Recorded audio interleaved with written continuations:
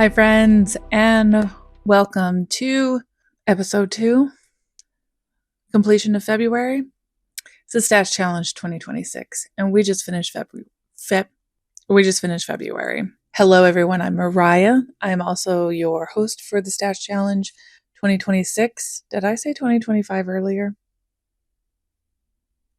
It's 2026. It's March. We have just finished the second month of the Stash Challenge. If you don't know what that is, you're in luck. I have a video all about it. So I'll link the orientation video. If you want to sign up for the Stash Challenge, guess what? There's still time for you to do that. Fill out the Google form, but feel free to fill that out if you still want to join. There's still time. You can probably going to let people join all year, however they want. You aren't behind. The goal is to use your stash in whichever way works best for you. And if that's starting it now, that's totally fine. If you have signed up for the Stash Challenge, and you didn't see my email giving you a link, go search for that in your email, Stash Challenge 2026, MariahKnits.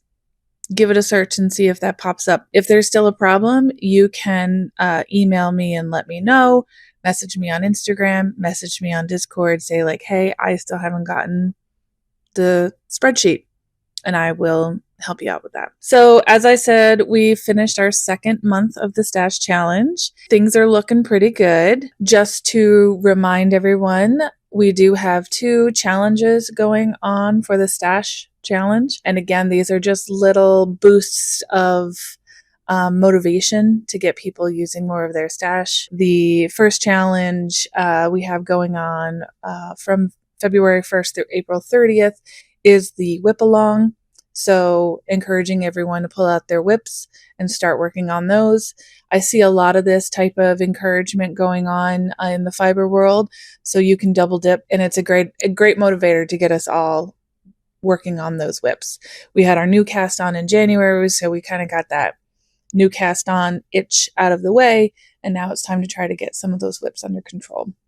If you want to. That goes on until April 30th, so there's still plenty of time. And I get a lot of questions regarding how to input that information on the Stash Challenge, the handy dandy spreadsheet. And the best way is to just weigh the yarn. So the balls of yarn attached to your WIP, wherever you are, halfway through a sweater, you got a sleeve left, whatever it is, weigh the yarn as it is now, and then input that yarn, weigh the yarn again when you're done or whenever you want to see the change. Most people, it seems, and for me as well, find it easiest to just weigh the yarn. You can work on WIPs from other years, obviously. Again, we're just weighing the change for this year, so you're weighing that yarn before you start now, and later, again, capturing that change. Challenge going on is the Sock Madness Challenge. This challenge is coinciding with the Sock Madness competition happening on Ravelry. It happens every year around this time, starting sometime in February. So we have our challenge starting in February, and it's just going to go for the length of Sock Madness. You do not have to participate in the Ravelry Sock Madness group to be a part of this challenge. If you want to participate in this challenge through the Stash Challenge, we're just working on socks. We're just being mad about socks. It's sock time. At least for me, it's sock time. So pull out your socks, and if you want to double dip like I've been, also pull out a sock WIP. So Sock Madness is going on right now. So the qualifying round for Sock Madness has just ended. A lot of us in the Discord group did qualify. Sorry, I did not. You'll see I was working on the socks that were part of the qualifying round, and I did not finish in time. But I am a cheerleader, so that's still going to be fun. And the round 1 sock has already dropped.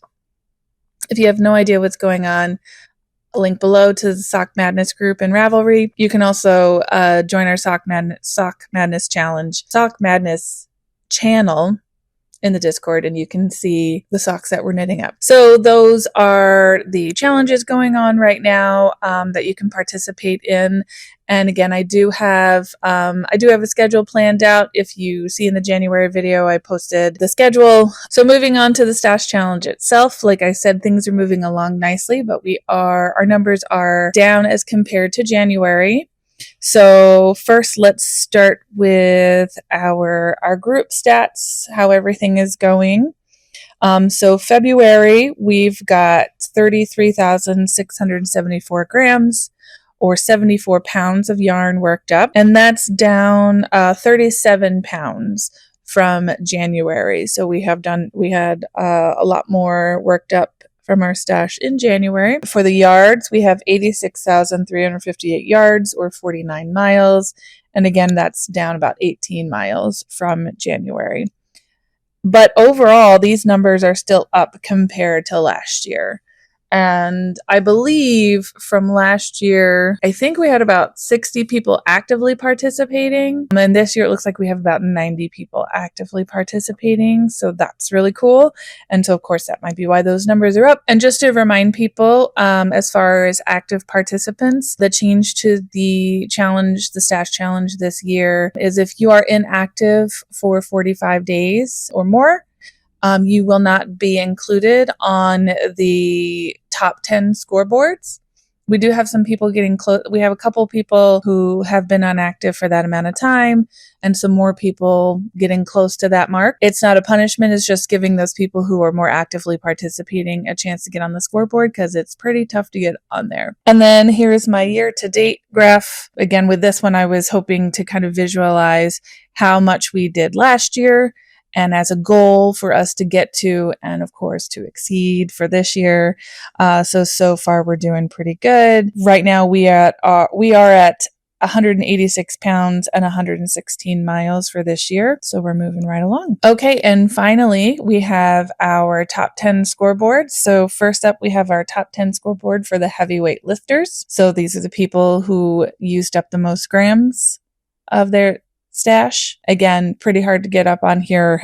So well done, everybody, for working up all of those grams. And then next up, we have our top 10 long distance runners. So the people who used up the most yards. And as a reminder for that part of the handy dandy spreadsheet, you do have some extra information to put in on the spreadsheet. So not everyone is participating in the yards. So that's totally fine. But you'll need to put in the information from the ball band. You'll be putting in how many grams on the ball band and how many yards on the ball band, and it will calculate that for you. So well done, everyone there. And then just one more thing I've been getting for a frequently asked question there's a table on your handy dandy spreadsheet. It's also new this year. It's the monthly stats table. So I put that in there as a response to some feedback and from last year. So people can kind of keep track of their own monthly stats to see their growth or see what their trends happen to be. And also so you can keep track of your rank every month. So the way it's set up is the first part of the table, it's going to show your monthly grams and yards, and that section is bolded. That section is going to get calculated for you. So anywhere on the spreadsheet that is going to get calculated for you and you're not to be putting numbers in there, I tried to bold those areas. I put a border that's bolded. So that's been a little confusing for people because they want to put in their monthly number and they're not sure where to put that number. So what you're actually going to put in where it's on that same table, if you go over to column J and K, J has your total grams and K has your total yards. So you're actually going to be putting the numbers in from the handy dandy spreadsheet below where you have your total grams and total yards.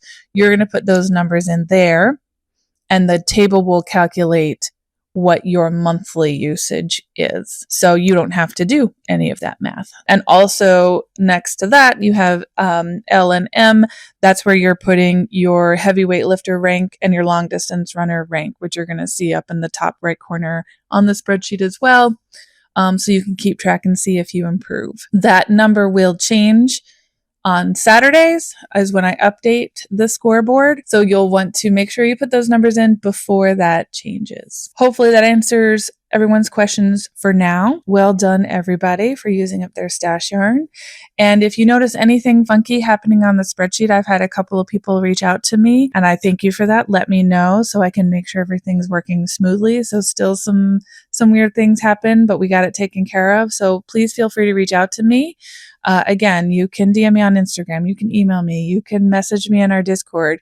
You can even, in the cell where it looks like it's a problem, if you leave a comment there, I get a an email notification and I can see exactly where the problem is, that is actually the most helpful, the easiest way for me to figure out what's going on. So again, thank you to everyone has given any feedback on how things are going on the spreadsheet. That's going to be it for now. And I'll see you all next month.